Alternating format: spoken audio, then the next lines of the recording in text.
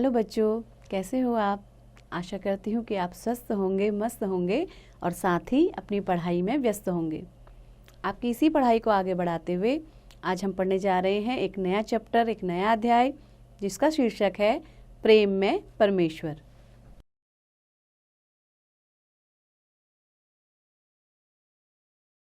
आइए पाठ शुरू करते हैं। सबसे पहले इस पाठ का परिचय जानते हैं।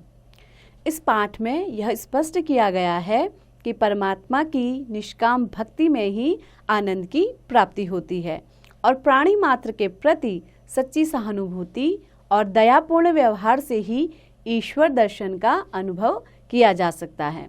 तो बच्चों, आपको इस पाठ में क्या बता रहे हैं कि प्रेम में ही ईश्वर की प्राप्ति की जा सकती है। सबके साथ हमें कैसा व्यवहार रखना है? सहानुभूतिपूर्ण और दया के साथ। तो आइए इस पाठ को शुरू करते हैं। एक बहुत सुंदर सी कहानी है। किसी गांव में मूरत नाम का एक बनिया रहता था। सड़क पर उसकी छोटी सी दुकान थी। वहां रहते उसे बहुत समय हो चुका था, इसलिए वहां के सब निवासियों को वह भली भांति जानता था। वह बड़ा सदाचारी, सत्यवक्ता, व्यवहारिक और सुशील था। देखिए, बहुत सारे शब्द आए हैं, एक एक करके इनका अर्थ जानने का प्रयास करते हैं। देखिए, सबसे पहला शब्द है सदाचारी। सदाचारी का अर्थ है सद का आचरण करने वाला, यानी कि हमेशा सत्य के मार्ग पर चलने वाला। जो हमेशा क्या करता हो? सत्य का ही आचरण करता हो, सत्य के मार्ग पर चलता हो। दूसरा है सत्यवक्ता।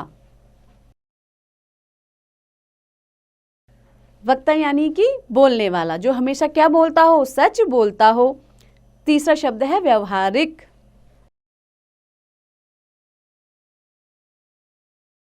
व्यवहारिक यानी कि जिसका व्यवहार कैसा हो? सबके साथ बिना एटीट्यूड के, बिना किसी अहंग के, जो क्या कर सके, सबके साथ मिलकर के बातें कर सके, मिलजुल कर रह सके, उसको हम बोलते हैं व्यवहारिक। और सुशील था। देखिए, सुशील,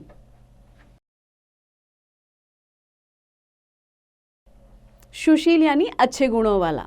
तो देखिए, आपको उस लड़के की कई सारी विशेषताएं इस पंक्ति में बताई गई हैं। जो बात कहता उसे जरूर पूरा करता था, कभी धेले भर भी कम न तोलता और न ही घी तेल मिलाकर बेचता। चीज अच्छी न होती तो ग्राहक से साफ साफ कह देता, धोखा न देता था। तो वो क्या करता था? कभी भी किसी को कोई चीज तोलने में कम करना या उसको कुछ मिला, घी में तेल मिलाकर बेचना, तो ऐसे कोई भी गलत कार्य वो अपनी दुकान में नहीं करता था। बढ़ती उम्र के साथ में वह भगवत भजन का प्रेमी हो गया था। अब देखिए, यहाँ पर शब्द है भगवत भजन, यानी ईश्वर का भजन करना, भगवान से प्रार्थना करना। तो धीरे धीरे जैसे ही उसकी उम्र बढ़ती गई, वो क्या होने लगा? भगवान के भजन में मग्न रहने लगा। उसके और बालक तो पहले ही मर चुके थे।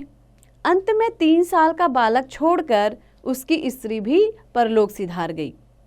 पहले तो मूरत ने सोचा इसे ननिहाल भेज दूं, पर फिर उसे बालक से प्रेम हो गया। अब देखिए, यहाँ पर एक शब्द है ननिहाल। इस शब्द से तो आप परिचित होंगे ही, आप सभी जानते ही होंगे। ननिहाल यानी नानी का घर।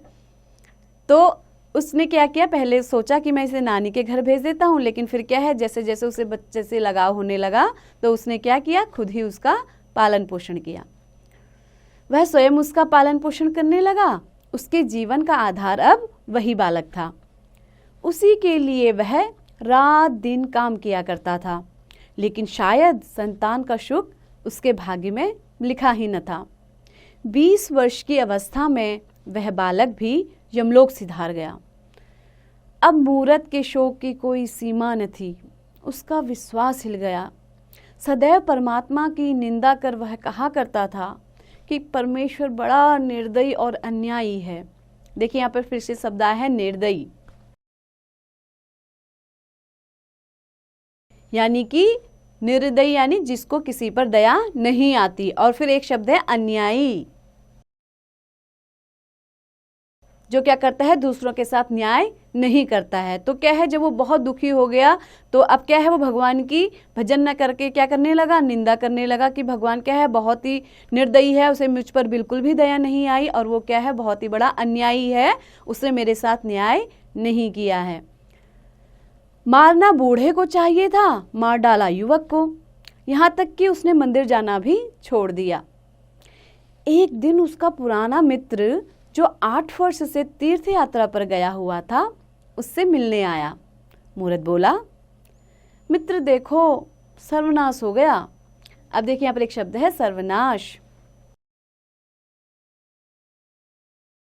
यानी कि मेरा सब कुछ क्या हो गया, नष्ट हो गया, सब कुछ खत्म हो गया। सर्वनाश का अर्थ सब कुछ नष्ट हो जाना। अब मेरा जीवन व्यर्थ है। मैं नित्य परमात्मा से यही विनती करता हूँ कि वह मुझे जल्दी इस संसार से उठा ले।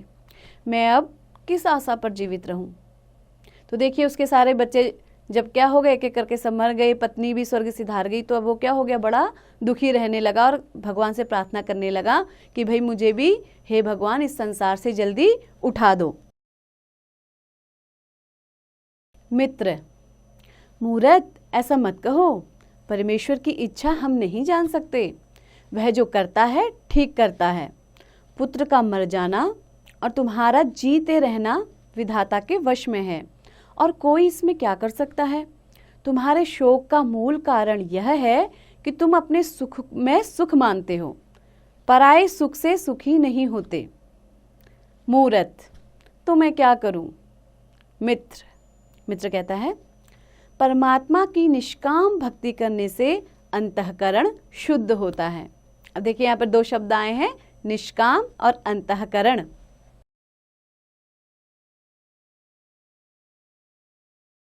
निष्काम का अर्थ है बिना किसी काम वासना के। जब हमें किसी से कुछ नहीं चाहिए, किसी से हमें कोई भी अपना स्वार्थ सिद्ध नहीं करना हो, उसको हम बोलते हैं निष्काम। और निष्काम भक्ति यानी कि हम ईश्वर से ऐसे प्रार्थना करें। आप लोग कहते होंगे ना कि मैं पास हो जाऊंगा तो लड्डू चढ़ाऊंगा, है ना। तो हमें क्या करना है, ऐसे भगवान को कोई रिश्वत नहीं देनी है या उनसे कोई इच्छा पूर्ति की बात नहीं करनी है। एक निष्काम भक्ति यानी कि आपकी जब कोई इच्छा ना हो ऐसी भक्ति करनी है। तो मित्र ने बताया कि परमात्मा की निष्काम भक्ति से क्या होगा, अंतःकरण शुद्ध होता है। अब देखिए अंतःकरण शुद्ध का मतलब क्या है, जो हमारा अंदर का जो मन है, हम आंतरिक रूप से शुद्ध। अब देखिए बाहरी रूप से तो आप क्या नहाते हैं, धोते हैं, तैयार हो जाते हैं, है ना, बहुत चकाचक दिखते हैं, लेकिन अंतःकरण को शुद्ध करने के लिए क्या करना है, उनका मित्र बताता है कि आपको निष्काम भक्ति करनी है। जब सब काम परमेश्वर को अर्पण करके जीवन व्यतीत करोगे तो तुम्हें परम आनंद की प्राप्ति होगी। मूरत कहता है, चित्त स्थिर करने का कोई उपाय तो बतलाओ। मित्र, गीता, भक्त मालादि ग्रंथों का श्रवण, पठन, मनन किया करो। तो मित्र ने क्या बताया कि आप क्या पढ़ो, गीता पढ़ो और अलग अलग प्रकार के हमारे जो वेद पुराण ग्रंथ हैं उनको सुनो और उनका पठन करो, पढ़ो और साथ ही उनका मनन भी करो। ये ग्रंथ धर्म, अर्थ, काम, मोक्ष चारों फलों को देने वाले हैं। इनको पढ़ना आरंभ कर दो, चित्त को बड़ी शांति मिलेगी। मूरत ने ग्रंथों को पढ़ना आरंभ किया। थोड़े ही दिनों में इन पुस्तकों से उसे इतना प्रेम हो गया कि रात को 12-12 बजे तक गीता पढ़ता और उसके उपदेशों पर विचार करता रहता था। पहले वह सोते समय छोटे पुत्र को स्मरण करके रोया करता था, पर अब सब भूल गया। सदा परमात्मा में लीन रहकर आनंद पूर्वक अपना जीवन बिताने लगा। पहले इधर उधर बैठकर हंसी ठट्ठा भी कर लिया करता था। अब देखिए फिर से एक शब्द आया, हंसी ठट्ठा, यानी कि पहले वो क्या करता था, हंसी ठट्ठा यानी कि हंसी मजाक, किसी से गप्पे लड़ाना और फिर क्या करना, हंसना और मजाक बनाना, व्यंग करना। हंसी ठट्ठा यानी आपस में जैसे आप लोग भी करते होगे, तो ऐसे ही वो पहले क्या करता था, अपने साथियों के साथ मिलकर के हंसी ठट्ठा कर लेता था, हंस बोल लेता था। पर अब वह समय व्यर्थ नहीं करता था। वह या तो दुकान का काम करता था या रामायण पढ़ता था। तात्पर्य यह है कि उसका जीवन सुधर गया। तो यहाँ पर एक शब्द है तात्पर्य, यानी कि यहाँ पर यह कहने का अर्थ है कि उसका जीवन क्या हो गया, इस तरीके से सुधर गया। वो रोना भूल गया, उसने अपना समय दुकान में लगाया और रामायण पढ़ने में लगाया। एक दिन पुस्तक पढ़ते पढ़ते मूरत के मन में विचार आया कि जब ईश्वर पर सब प्राणियों पर दया करते हैं तो क्या मुझे सब पर दया नहीं करनी चाहिए। तत्पश्चात सुदामा और सबरी की कथा पढ़कर उसके मन में यह भाव उत्पन्न हुआ कि उसे भी भगवान के दर्शन हो सकते हैं। अब देखिए यहाँ पर एक शब्द है तत्पश्चात,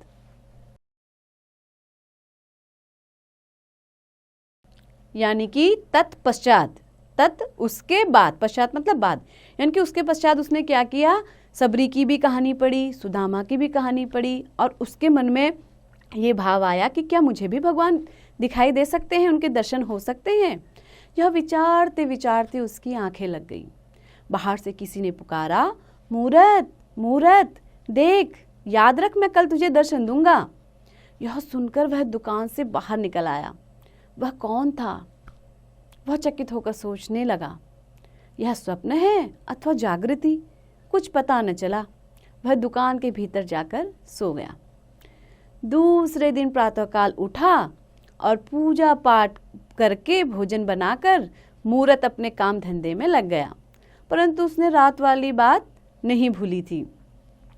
रात्रि को बर्फ गिरने के कारण सड़क पर बर्फ के ढेर लग गए थे। मूरत अपनी धुन में बैठा था। इतने में बर्फ हटाने के लिए कोई कुली आया। मूरत ने समझा कृष्ण भगवान आए हैं। आंखें खोलकर देखा कि लालू बर्फ हटाने आया है। हंसकर कहने लगा, तो तुम हो लालू? और मैंने समझा कृष्ण भगवान। वाह रे बुद्धि। लालू बर्फ हटाने लगा। बूढ़ा आदमी था, शीत के कारण बर्फ न हटा सका, थक कर बैठ गया और शीत के मारे कांपने लगा। देखिए यहाँ पर शब्द आया है शीत। शीत यानी ठंड। ठंड के मारे क्या था, वो कांपने लग गया था और उससे बर्फ हटाई नहीं जा रही थी। मूरत ने सोचा कि लालू को ठंड लग रही है, इसे आग तपा दूं।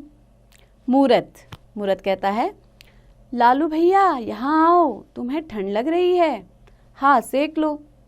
लालू दुकान पर आकर धन्यवाद करके हाथ सेकने लगा। मूरत कहता है, भाई कोई चिंता मत करो, बर्फ मैं हटा देता हूँ, तुम बूढ़े हो, ऐसा न हो कि ठंड लग जाए।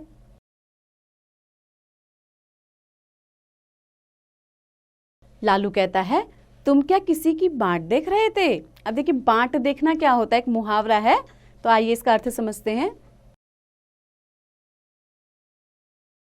बाट देखना यानी रास्ता देखना या किसी का इंतजार करना, वेट करना। क्या तुम किसी का इंतजार कर रहे थे? तो मूरत क्या कहता है, क्या कहूँ, कहते हुए लज्जा आती है। रात मैंने एक स्वप्न देखा जिसे भूल नहीं सकता। भक्तमाला पढ़ते पढ़ते मेरी आंख लग गई। बाहर से किसी ने पुकारा, मूरत। मैं उठकर बैठ गया। फिर शब्द सुनाई पड़ा, मूरत मैं तुम्हें दर्शन दूंगा। बाहर जाकर देखता हूँ तो वहाँ कोई नहीं था। मैं भक्तमाला में सुदामा और शबरी के चरित्र पढ़कर यह जान चुका हूँ कि भगवान ने प्रेमवश किस प्रकार साधारण जीवों को दर्शन दिए हैं। वही अभ्यास बना हुआ है। मैं बैठा कृष्ण भगवान की राह देख रहा था कि तुम आ गए। लालू कहता है, जब तुम्हें भगवान से प्रेम है तो अवश्य दर्शन होंगे। तुमने हाथ पैर सेकने के लिए आग न दी होती तो मैं मर ही गया था। मूरत कहता है, वाह भाई लालू, यह क्या बात हुई? इस दुकान को अपना घर समझो, मैं सदैव तुम्हारी सेवा करने को तैयार हूँ। लालू धन्यवाद करके चल दिया। उसके पीछे 2 सिपाही आए, उनके पीछे एक किसान आया, फिर एक रोटी वाला आया। सब अपनी राह चले गए। फिर एक स्त्री आई, वह फटे पुराने वस्त्र पहनी हुई थी। उसकी गोद में एक बालक था। दोनों शीत के मारे कांप रहे थे। देखिए फिर से वो शब्द आया है शीत, यानी कि ठंड। ठंड से क्या कर रहे थे वो बच्चे भी? कांप रहे थे। मूरत कहता है, माई बाहर ठंड में क्यों खड़ी हो? बालक को जाड़ा लग रहा है, भीतर आकर कपड़ा ओढ़ लो। स्त्री भीतर आई। मूरत ने उसे चूल्हे के पास बिठाया और बालक को मिठाई दी।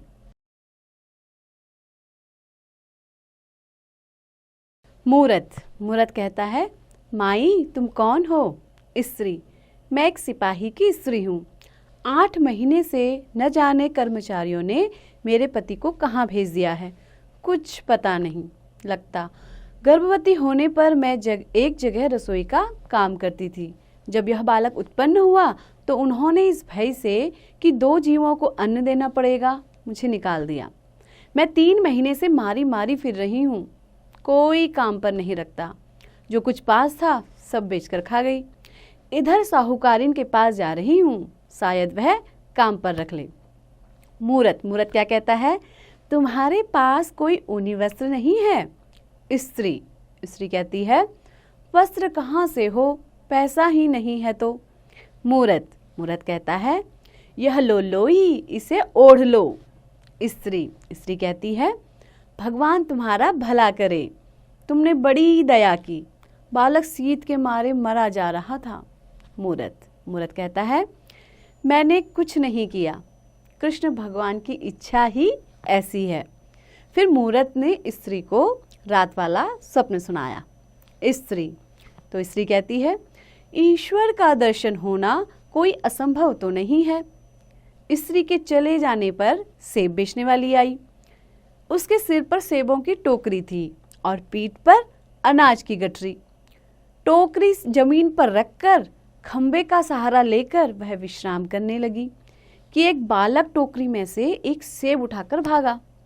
सेब वाली ने दौड़कर उसे पकड़ लिया और सिर के बाल खींचकर मारने लगी। बालक बोला, मैंने सेब नहीं उठाया। मूरत ने उठकर बालक को छुड़ा दिया। मूरत कहता है, माई क्षमा कर, बालक है। सेब वाली, यह बालक बड़ा उत्पाती है, मैं इसे दंड दिए बिना नहीं छोड़ूंगी। मूरत कहता है, माई यह क्या कहती हो?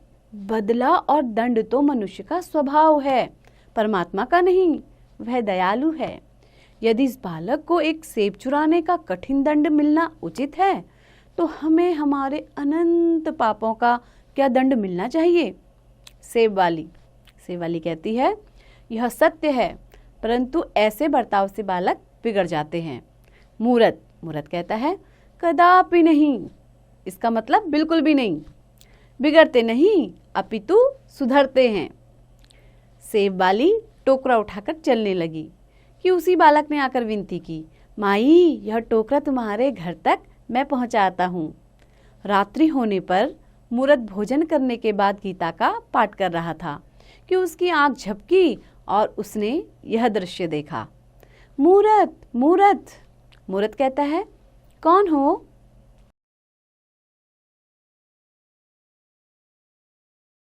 मैं लालू। इतना कहकर लालू हंसता हुआ चला गया। फिर आवाज आई, मैं हूँ। मूरत देखता है कि दिन वाली स्त्री लोई ओढ़े बालक को गोद में लिए सम्मुख आकर खड़ी हुई। तो देखिए यहाँ पर एक शब्द आता है सम्मुख, यानी कि जो वो स्त्री थी वो सम्मुख यानी सामने आकर क्या हो गई? खड़ी हो गई। हंसी और लुप्त हो गई। फिर वो हंसी और फिर क्या हो गई? लुप्त यानी गायब हो गई। फिर शब्द सुनाई दिया, मैं हूँ। देखा कि सेब बेचने वाली और बालक हंसते हंसते सामने आए और अंतर्ध्यान हो गए। मूरत उठकर बैठ गया। उसे विश्वास हो गया कि भगवान के दर्शन हो गए, क्योंकि प्राणी मात्र पर दया करना ही परमात्मा का दर्शन करना है। तो बच्चों, आपको ये कहानी बहुत ही पसंद आई होगी और ये कहानी लिखी है लियो टॉलस्टॉय ने और इस कहानी का अनुवाद किया है प्रेमचंद्र ने। तो आपने इस कहानी को बहुत ही अच्छे से समझा होगा, पढ़ा होगा और मेरे साथ ऐसे ही पढ़ते रहिए, आगे बढ़ते रहिए और हाँ, अभ्यास करना बिल्कुल ना भूलें।